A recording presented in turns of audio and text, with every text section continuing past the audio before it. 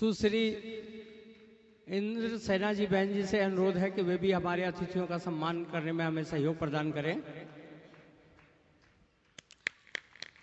तालियां बजा करके हम सीधे परम पूज्य गणाचार्य 108 श्री विराग सागर जी महाराज के चरणों में चलते हैं। महाराज श्री को शत वंदन और उनसे बहुत विनय पूर्वक प्रार्थना करते हैं हमें धर्म लाभ का मार्ग प्रशस्त। आचार्य 108 श्री विराग सागर जी महाराज। नमः सिद्धेभ्यः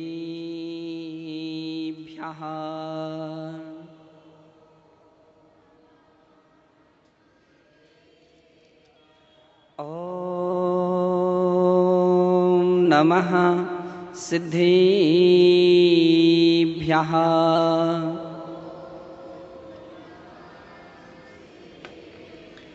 ॐ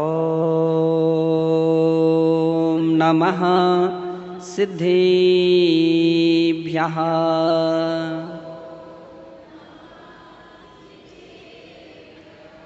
जे जाया झाणागिये कम्मे कलंकड़हेवी नित्य निरंजनिणाणे में ते परमापिणवेवी इडमो अरिहंताणं इडमो सिद्धाणं इडमो आयर्याणं इडमो उवज्झायाणं इडमो लोई सव्यसाहुणं गुरुमहापान्तनो नित्यं ज्ञानदर्शननायकः चारित्रार्णव गंभीरः मोक्षमार्गोपदेशिकः मोक्षमार्गोपदेशिकः मोक्षमार्गोपदेशिकः। जय बोलिए अनंतानंद सिद्धे परमेष्ठी भगवानी की, देवाधिदेव श्री ऋषभनाथ भगवानी की, विश्ववंदनीय श्री महावीर भगवानी की, परम पूज्य वात्सल्य दिवाकर गुरुदेव आचार्य श्री विमल सागर जी मुनि महाराज की, परम पूज्य तपस्वी सम्राट गुरुदेव आचार्य श्री सन्मति सागर जी मुनि महाराज की, अहिंसामय जैन धर्म की।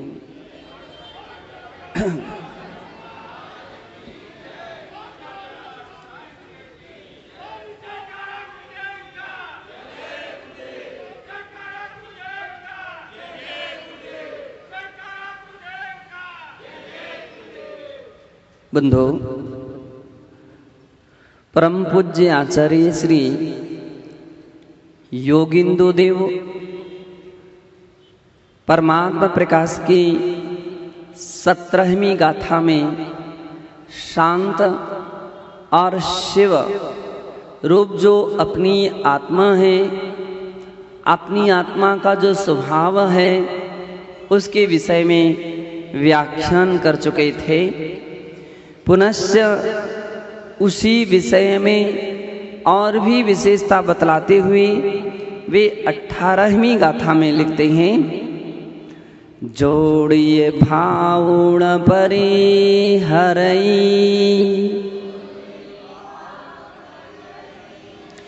जो पर भावुण लेई जानी सयलु विड़िचु पर सोस्यु संतु हवी।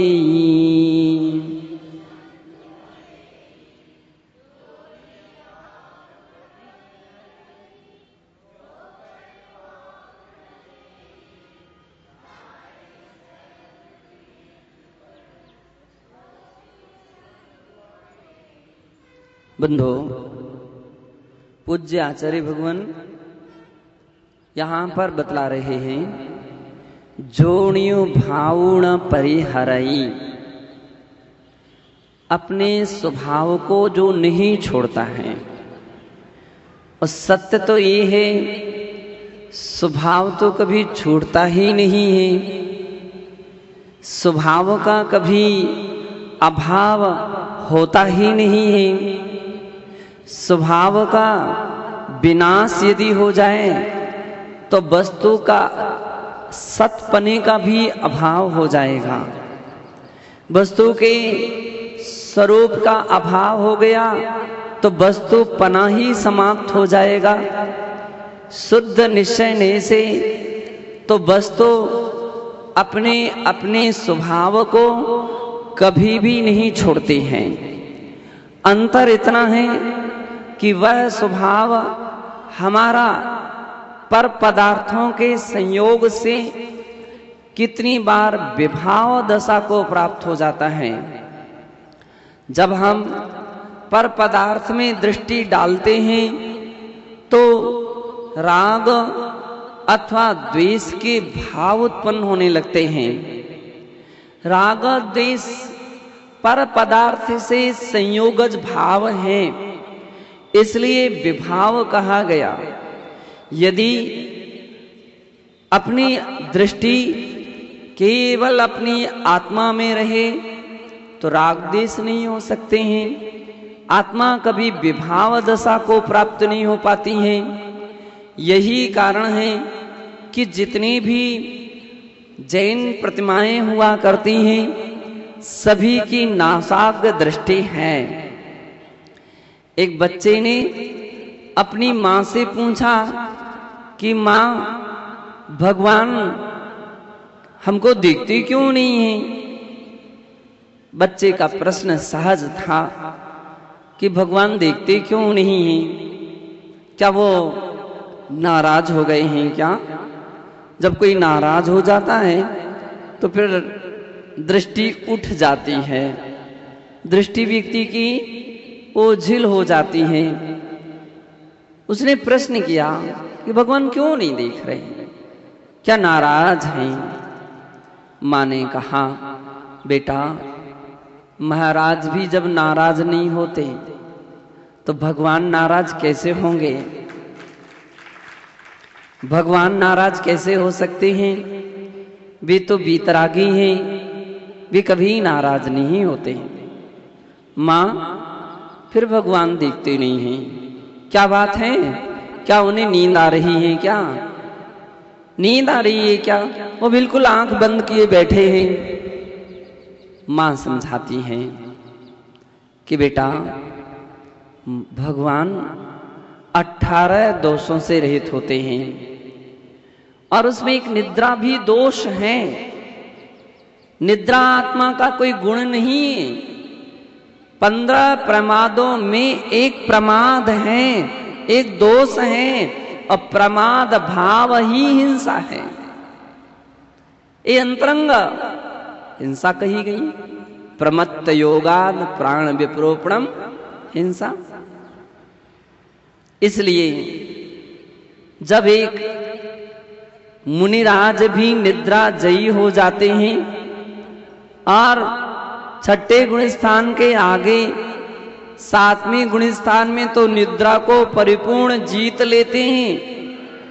इसलिए 7वें से लेकर के आगे के गुण स्थानों में निद्रा नहीं होती है बंधु।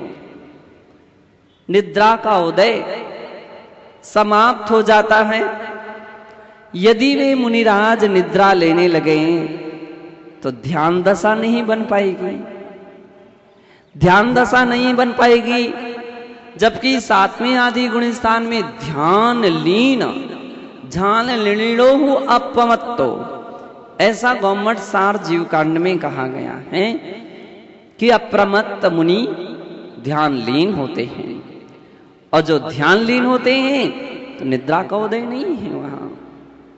15 प्रकार के प्रमादों में विकथा, कसाय, इंद्रिय विषय, निद्रा और स्नेह, इन प्रकार के प्रमादों में एक भी प्रमाद वहां नहीं पाया जाता है। जब एक मुनि भी नींद को जीतने वाले होते हैं, निद्राजयी होते हैं, तो भगवान तो 13वां गुण स्थान वर्ते तीर्थंकर प्रभु हैं, वे नींद नहीं लेते बेटा। नींद नहीं लेते हैं। छोटे छोटे बच्चों के प्रश्न छोटे जरूर होते हैं, लेकिन यदि उसके लिए समाधान दिया जाए, देते रहें, तो बंदो उसके बहुत सारे ज्ञान का विकास हो जाता है। फिर वो आंख बंद किए क्यों बैठे हैं, नाराज भी नहीं हैं, नींद भी नहीं ले रहे हैं, तो क्या ध्यान कर रहे हैं क्या? बंधो, यूं कहें ध्यान करना भी औपचारिक कथन है। 13वां गुण स्थानवर्ती मुनि महाराज के लिए ध्यान भी उपचार से होता है, क्योंकि जहां केवल ज्ञान हो गया हो वहां ध्यान का अब क्या महत्व रहा। लेकिन सूक्ष्म क्रिया प्रतिपाती और विपरीत क्रिया निवृत्ति नाम के शुक्ल ध्यान ये उपचार से माने गए हैं। वास्तविकता में अब उनके मन की तो स्थिरता ही हो गई है। मन तभी तक काम कर रहा था जबकि क्षयोपशमिक ज्ञान था। छायोपशमिक ज्ञान के समय तक मन काम करता है, छायिक ज्ञान में मन का कोई महत्व नहीं रह जाता है, तो मन की स्थिरता की आवश्यकता ही नहीं रही। केवल ज्ञान हो गया तो उनको मन स्थिर करने की कोई आवश्यकता नहीं। केवल ज्ञान हो गया तो किसी तत्व के चिंतन की भी या एकाग्र चित्त करने की आवश्यकता ही नहीं रही। इसलिए बंधुओं, मां समझाती बेटा भगवान का ध्यान भी नहीं है, तो ध्यान जो कुछ करना था उन्हें कर लिया, ध्यान का फल है अब तो। फिर मां ऐसा क्यों बैठे हैं भगवान? बंधो, ये पूर्वाभ्यास के संस्कार हैं, पूर्वाभ्यास के संस्कार हैं। ध्यान करते करते उनको केवल ज्ञान हो गया है, इसलिए आंखें उसी प्रकार से स्थिर हो गई हैं। किन्हीं ग्रंथों में नासाग्र दृष्टि आती है, तो किसी ग्रंथों में खुली हुई दृष्टि का भी उल्लेख आता है। पूर्ण रूपेण नेत्र खुले रहते हैं। केवल ज्ञान की उत्पत्ति के समय जैसी अवस्था नेत्रों की हो गई वैसी की वैसी बनी रहती है। बंधो, इसलिए पूज्य आचार्य भगवान कहते हैं वे स्वभाव को प्राप्त करने वाले परमात्मा होते हैं और ऐसे स्वभाव का कभी अभाव नहीं होता है। एक कथन करने की प्रणाली है, एक दृष्टिकोण है, और दूसरा दृष्टिकोण ये है कि स्वभाव का अभाव तो नहीं होता, लेकिन विभाव रूप जरूर अवस्था बन जाती है। विभाव नाम का भी एक स्वभाव आत्मा के अंदर में है। एक ऐसी शक्ति है, एक ऐसी सामर्थ्य है कि जिससे स्वभाव विभाव को परिवर्तित हो जाता है। विभाव को विभाव दशा है, इसलिए संसार दशा है। विभाव दशा है, इसलिए कर्म का आश्रय बंध है, संवर निजरा आदि है। अब विभाव ना हो तो कुछ भी नहीं हो सकेगा। सुख, सांसारिक सुख दुख, ये विभाविक दशा की एक परिणति है। आत्मा का स्वभाव तो केवल ज्ञान था, लेकिन बंधो कर्मों का आवरण पड़ा तो वह स्वभाव विभाव रूप को प्राप्त हो गया। कहीं मति ज्ञान, श्रुत ज्ञान, अवधि ज्ञान, मनः पर्याय ज्ञान रूप परिणतियां प्रारंभ हो गईं। कहीं कुमति कुश्रुत को अवधि ज्ञान रूप मिथ्या ज्ञान रूप परिणतियां प्रारंभ हो गईं। लेकिन विभाव दशा है, ये सब स्वभाव दशा नहीं है, विभाव दशा है। बंधो, आत्मा का स्वभाव तो क्षमा करना है, लेकिन क्रोध उत्पन्न हो जाता है। क्रोध उत्पन्न हो जाता है, थोड़ी सी कुछ उपलब्धि हुई तो अभिमान उत्पन्न हो जाता है। अपनी अनुकूल कार्यों में प्रगति ना देखते हुए व्यक्ति के अंदर में छल कपट मायाचारी प्रारंभ हो जाती है और पर पदार्थों में जब हमारा राग भाव उत्पन्न होता है तो बंधु लोभ कसाय जागृत हो जाती है। ये विभाव दशा है। जब आत्मा अपने स्वभाव से विपरीत पथ पर पहुंचता है तो विभाव दशा है। पूज्य आचार्य कहते हैं कि यह विभाव दशा भी आत्मा के अंदर में, संसारी प्राणियों के अंदर में निरंतर निरंतर बनी रहती है, बनी रहती है। अब प्रश्न है कि विभाव दशा बनी है तो हम स्वभाव को कैसे पाएं? तो आचार्य भगवान कहते हैं कि शुद्ध द्रव्यार्थिक नय का आश्रय लेना होगा और उस शुद्ध द्रव्यार्थिक नय की दृष्टि से आत्मा जो कि अभी सिद्ध दशा में परिपूर्ण रूपेण शुद्ध अवस्था को प्राप्त होती है, व्यक्त रूप में वह शांत और शिव रूप है। बंधो संसार रूप में वह शक्ति रूप में, इस रूप में शांत शिव रूप को प्राप्त हो जाती है।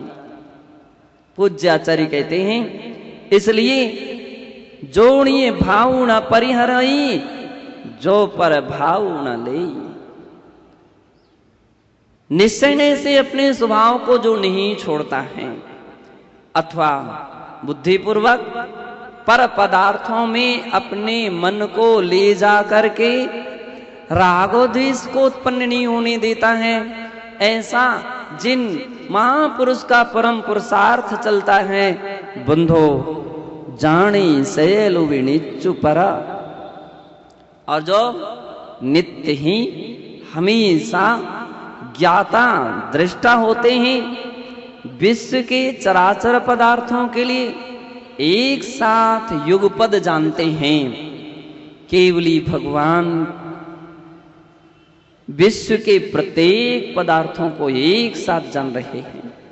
एक भी ऐसा पुद्गल पदार्थ नहीं है या अन्य प्रकार के जीवादि द्रव्य नहीं है जिन्हें केवली भगवान ना जान रहे हो। और उनकी समस्त पर्यायों को भी, चाहे वह भूतकालीन हो, चाहे वर्तमान कालीन हो, चाहे भविष्यत कालीन हो, और वो भी एक पर्यायों को नहीं, अनंत अनंत पर्यायों को, अनंत अनंत पर्याय जो हमारी समाप्त हो चुकी हैं, निकल चुकी हैं, उन पर्यायों को भी जानते हैं। और जो अनंत पर्याय आने वाली हैं, उन पर्यायों को भी जानते हैं। और जो वर्तमान की पर्याय हैं उसको भी जो जानते हैं। अनंत अनंत पर्यायों को युगपद एक साथ जान लेते हैं। ऐसे तीन लोकवर्ती चेतन अचेतन पदार्थों को जो नित्य ही जानते हैं, परसो स्यु संतु हवे, वह परम शिव और शांत अवस्था को प्राप्त होने वाला होता है। ऐसी एक आत्मा की दशा होती है। व्यक्त रूप में मुक्त आत्मा शिव शांत स्वरूप कहे गए हैं, और शक्ति रूप में हर संसारी आत्मा शिव शांत स्वरूप कही गई है, जिसके विषय में यहाँ कहा गया है कि अयम एव जीवः मुक्तावस्थायाम व्यक्ति रूपेण शांतः शिव संज्ञाम लभन्ते। यह जो जीव है, यह मुक्त अवस्था में व्यक्त रूप में शांत और शिव नाम इस संज्ञा को प्राप्त होता है। और संसार अवस्थायाम तो शुद्ध द्रव्यार्थिक नहीं ने शक्ति रूपिणी थी, लेकिन संसार अवस्था में शुद्ध द्रव्यार्थिक नय से शक्ति रूपिणी में शिव और शांत संज्ञा को प्राप्त होता है। दोनों में कितना बड़ा अंतर है। एक व्यक्त रूप भगवान है, परमात्मा है, और एक शक्ति रूप परमात्मा है। अपने अंदर में केवल शक्ति है, अभिव्यक्ति नहीं है। इसलिए सर्वथा कभी ऐसा नहीं मान लेना चाहिए कि क्या शक्ति और व्यक्ति बात लगा दी है, मैं तो जैसा हूं शुद्ध परमात्मा हूं, ऐसी धारणा यदि मन में आ जाए तो बंधो निरपेक्ष नया हो जाएगा, और निरपेक्ष नया मिथ्या हो जाएगा। इसलिए आचार्य महाराज ने यहां शुद्ध द्रव्यार्थिक नई ने शक्ति रूपिणी थी ऐसा कहा है। शुद्ध द्रव्यार्थिक नई से हम शक्ति रूप सिद्ध परमात्मा हूं या शिव और शांत स्वरूप हूं, ऐसा पूज्य आचार्य महाराज ने कहा है। शिव का अर्थ को बतलाते हुए एक उद्धृत गाथा के द्वारा महाराज लिखते हैं, परमा शिवम परम कल्याणम निर्वाणम शांतिमक्षयम प्राप्तम मुक्तिपदम येने सा शिवः परकीर्तितः। शिवम परम कल्याण, शिव का अर्थ है परम कल्याण, आत्मा का हित को जो प्राप्त हो चुके हैं। निर्वाणम, और जो निर्वाण निरवशेष निराकृत कर्म मल कलंकस्य शरीरस्य आत्मनो स्वाभाविक अचिंत शक्ति निर्वाण। सर्वार्थ सिद्धि में आचार्य पूज्यपाद स्वामी लिखते हैं कि निरवशेष दशा जहां पर आत्मा की हो जाती है, संपूर्ण प्रकार के कर्मों को जिन्होंने निराकृत कर दिया है, कर्म मल कलंकस्य, इनको पूर्ण रूपी ने निराकृत कर दिया है। अशरीरस्य, और अशरीरी दशा को प्राप्त किया है। आत्मा की अचिंत स्वाभाविक अवस्था को प्राप्त कर दिया है, उसका नाम क्या है? निर्वाण है। मुकुट सप्तमी के दिन आपने निर्वाण के विषय में बहुत समझाने का प्रयास किया था। क्यों निर्वाण कहलाता है? कि जहां सांसारिक सुख दुख नहीं होते, जहां कोई कर्म का और नो कर्म का आत्मा के साथ संबंध नहीं होता, बंध नहीं होता है, ऐसी वह परम दशा निर्वाण दशा कहलाती है। जो एक बार निर्वाण को प्राप्त होते हैं, फिर वे पुनः कभी संसार में अवतीर्ण नहीं होते हैं। बंधो निर्वाण दशा है। शांतमक्षयम, और शांत कसायों के उपशमन या अभाव के पश्चात जो आत्मा की प्रशांत दशा होती है, आनंदमयी दशा होती है, पूज्याचार्य कहते हो शांत दशा है आत्मा का, वह शांत अवस्था है। अक्षयम, और जिसका पुनः क्षय नहीं होगा। एक बार मोक्ष जाने के उपरांत जो पुनः वहां से वापिस लौट करके अब फिर कभी भी कैसी भी परिस्थिति में लौट करके नहीं आएंगे, और आने का कोई हेतु भी नहीं है, हैं? भगवान का मोक्ष हो जाने के बाद भगवान क्यों आएंगे? क्योंकि राग का ही अभाव हो गया है, तो वीतराग हो गए हैं, और वीतरागी के लिए किसी से राग नहीं रहा।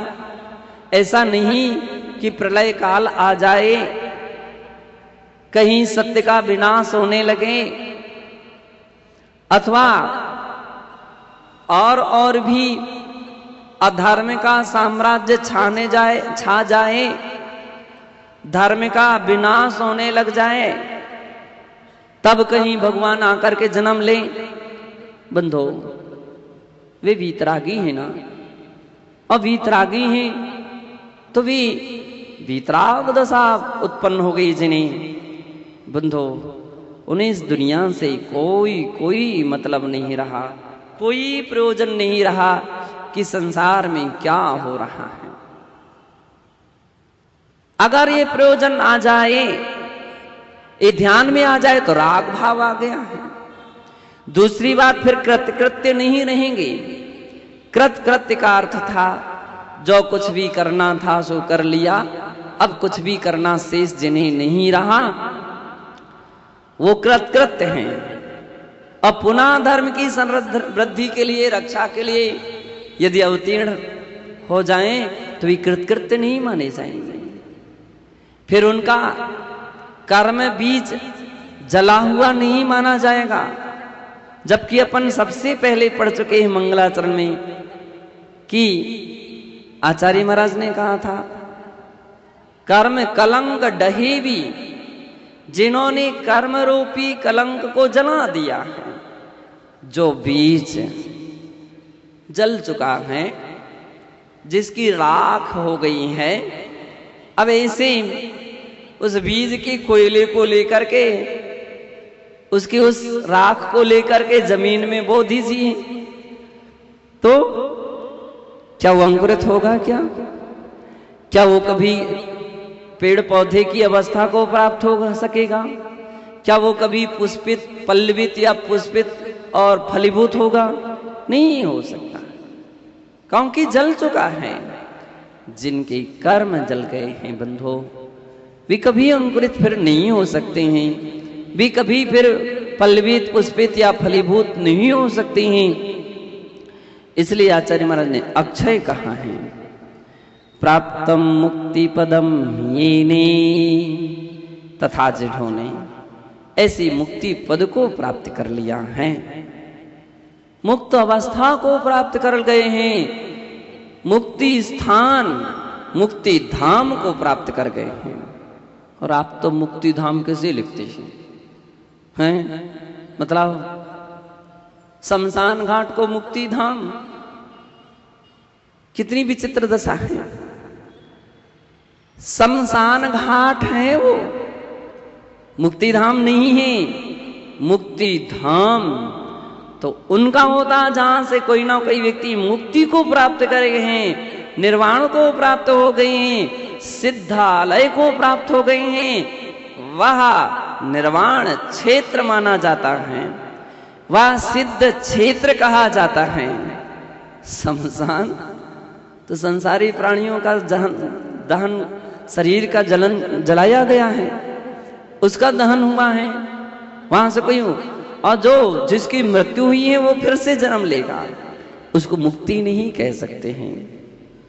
मुक्ति का अर्थ तो ये है जो एक बार निर्वाण को प्राप्त कर ले, फिर कभी संसार में लौट करके ना आए, उसका नाम है मुक्त। और ऐसी मुक्ति पद को जिन्होंने प्राप्त कर लिया है, सा शिवा परिकीर्तिता, ओ शिव कहा जाता है। उन्हें साहित्य की भाषा में, शास्त्रों की भाषा में शिव कहते हैं। और ऐसी वह आत्मा की शिव शक्ति जो है, शिव अवस्था जो है, शिव दशा जो है,